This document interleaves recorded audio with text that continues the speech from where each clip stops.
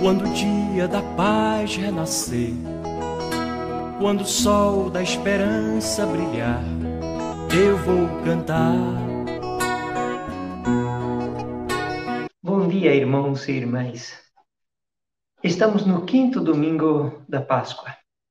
E neste domingo, o Evangelho nos coloca toda a grandeza e a força do amor de Deus, mas nos ajuda a descobrir também a beleza da vida cristã. De fato, o Evangelho nos mostra Jesus logo depois de ter feito o lava-pés e de ter dado o pão, um pedaço de pão para Judas. E assim inicia.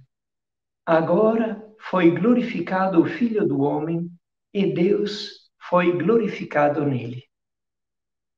A glória de Deus. Em que consiste? A glória de Deus, nos diz Jesus, se manifesta no amor e na ternura que Deus tem para com todos, com os seus apóstolos, até com o traidor, com todos nós, até quando o traímos. Então, esta glória de Deus, de que a gente muitas vezes fala, é a grandeza e a força da misericórdia de Deus, do seu amor que sempre nos renova, nunca vencido pelo nosso pecado, nunca vencido pelo nosso mal. A glória de Deus, o seu amor é mais forte de qualquer mal. E de fato ele continua. Se Deus foi glorificado nele, também Deus o glorificará em si mesmo e o glorificará logo. Porque esta grandeza da ternura de Deus e do amor de Deus vai se manifestar na maneira mais alta, mais sublime, na cruz de Jesus.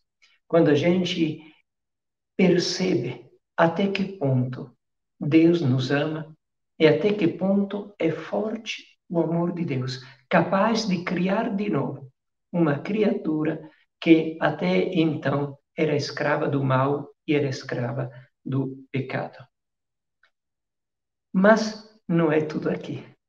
Porque se por um lado Deus manifesta toda a sua glória, nós sabemos que o Evangelho de João não nos apresenta a instituição da Eucaristia. João está mais interessado em nos ajudar a entender o sentido da Eucaristia. Por isso, continua deste jeito: filhinhos, por pouco tempo ainda estou convosco. Eu vos dou um novo mandamento: amai-vos uns aos outros. Como eu vos amei, assim também vos deveis amar-vos uns aos outros. O que é a Eucaristia que celebramos? O que é o batismo que nós recebemos? O que é a crisma que nós recebemos?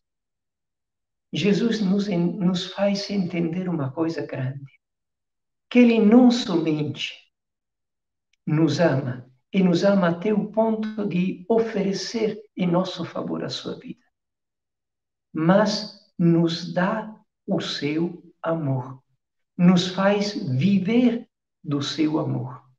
Este, há poucas horas, pouco antes da morte, é como o testamento de Jesus. E o que é que uma pessoa faz quando faz o testamento? Deixa os seus bens para os outros viverem, os seus filhos, os descendentes. E Jesus nos deixa o seu amor para a nossa vida, para nós vivermos dele. Não é só o amor que a gente recebe, mas o amor que nós descobrimos sermos capazes de doar aos outros.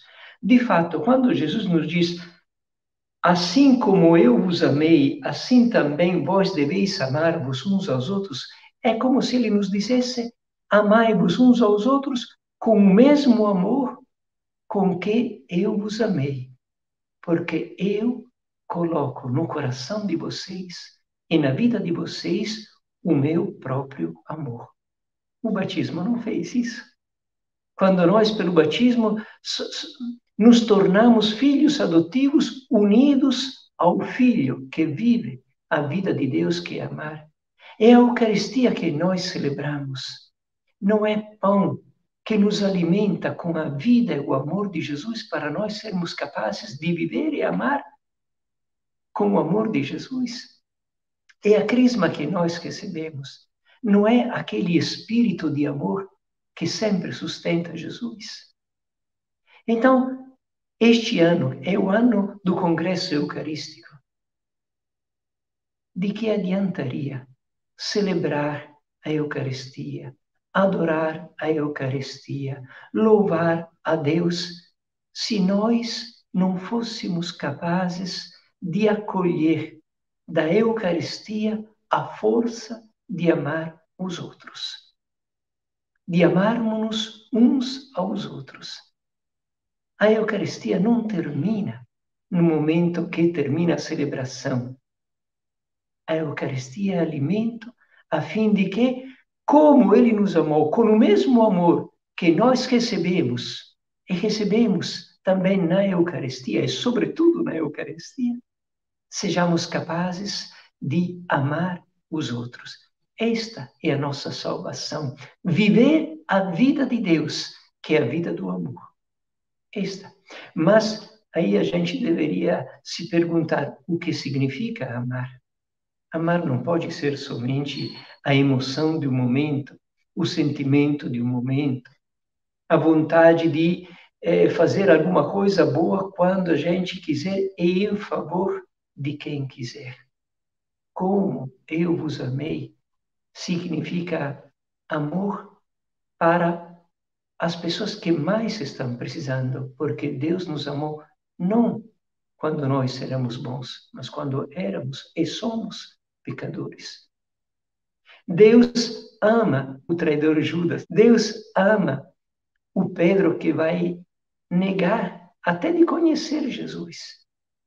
Deus nos ama nas nossas traições. Deus nos ama nos momentos da nossa fragilidade, nos momentos dos nossos pecados, porque o seu amor sempre quer nos criar novos através do seu perdão.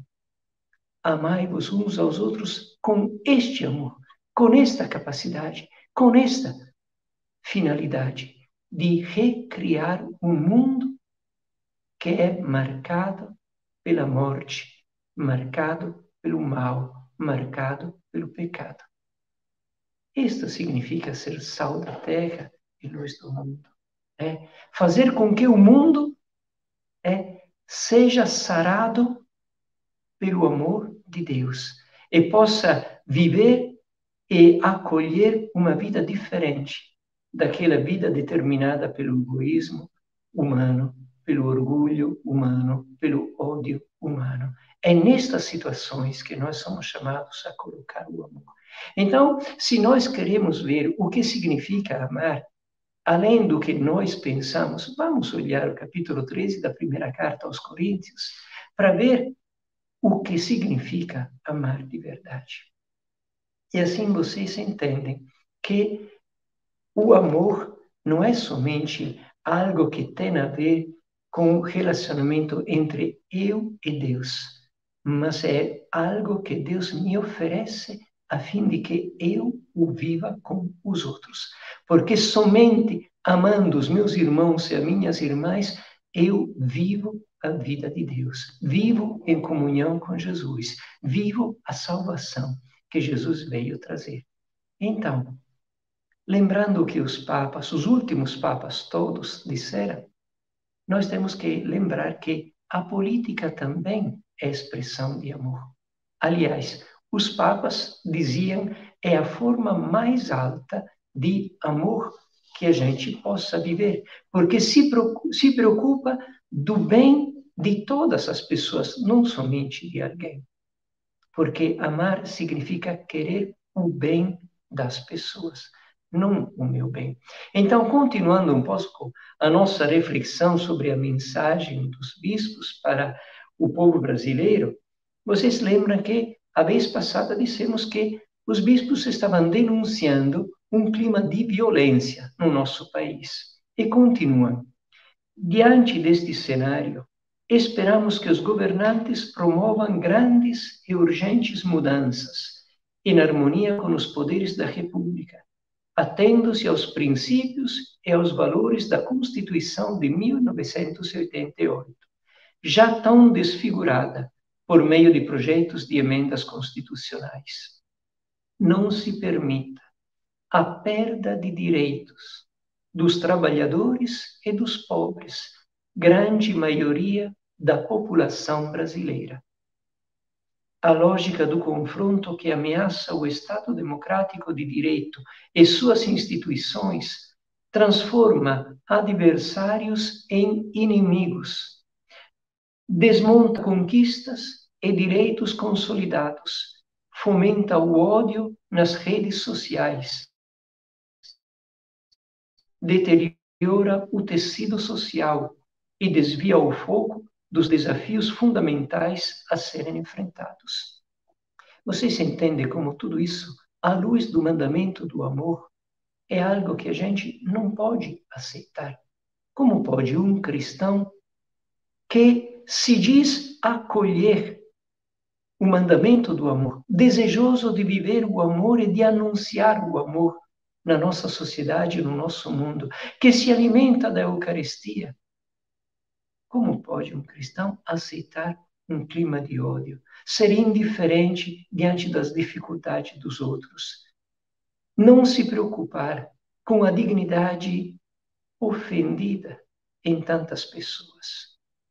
Uma política deve ser feita a fim de que todas as pessoas tenham vida e vida digna, em que as necessidades sejam reconhecidas, em que os direitos sejam garantidos. Não se pode fazer cidadão de série A e cidadão de série B.